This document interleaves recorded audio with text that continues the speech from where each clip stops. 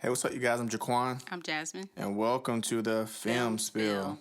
So, today, guys, we're going to be reviewing Wednesday. This is a horror series, and here is the summary.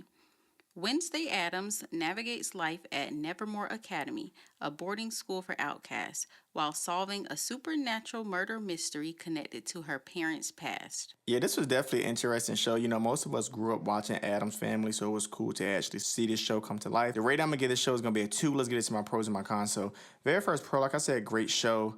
I just love the Nevermore history. Things always just kind of go crazy in this world, I guess you can say. Ingrid was definitely a writer. Bianca Powers was cool. Her as a siren. Eugene's power was dope. Xavier's powers were cool too. It was cool to see Christina Ricci as Marilyn Thornhill, aka Laurel Gates, in this show because she also played Wednesday in the 1990s Addams Family film. Wednesday Dance went viral. That was crazy. Uncle Fester was a beast. Uncle Fester always been one of my favorite characters. Joseph being brought to life was definitely wild. Ingrid finally woofing out and beating up Tyler to save Wednesday. The Lynn Society group was just crazy. The Outcast beating the Phoenix Cadets in the games. The Hyde killing Thornhill. We found out there was a second Hyde, and that Hyde was Francois, the mother of Tyler. And it was also the woman Wednesday rescued from Stonehurst. Finding out that Thing was the hand of Isaac was definitely crazy. Tyler killing his mom. The Thing killing Isaac and finding out Ophelia was still alive in her mother's basement. Cons, Tyler's the Hyde was just very ugly. We always talked about that. His dad was an op. Tyler's dad, the local cop, was an op. Joseph Crackstone was definitely an op. He was the founder of the town, but he was definitely crazy. Laurel Gates killing Principal Weems. I didn't like how Wednesday kept doing stuff alone. That's probably the biggest con of this entire show. This girl just kept doing stuff alone and then needing people help and then dragging those people down.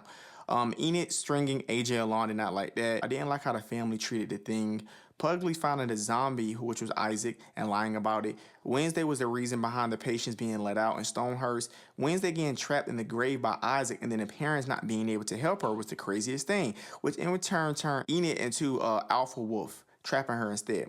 How the hell was Isaac equipment still working after all these years?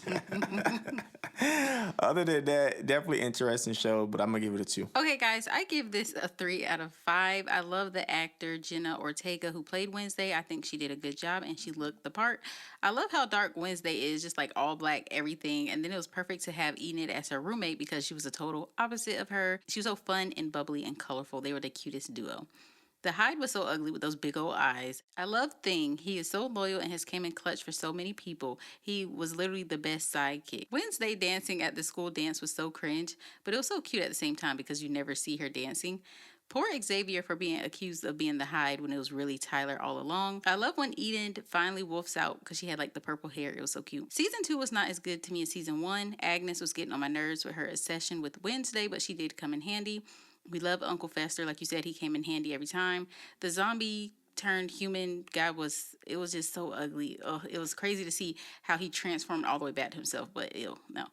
I thought Tyler's mom was Wednesday's aunt Ophelia for a minute, but I was wrong. But it was crazy that her aunt was actually alive in her grandma's basement at the end. So I would love to see where that storyline goes. It was funny when Wednesday and Enid switched bodies. And like you were saying, poor Enid, she had to wolf out during a full moon to save Wednesday. And now she's stuck that way. And I felt really bad for her because at the end, she was all alone in the rain in the forest. But hopefully they get her back. But overall, I give this series a 3 out of 5. Yeah, just like always, make sure you guys like, subscribe, and comment. You guys have a good one.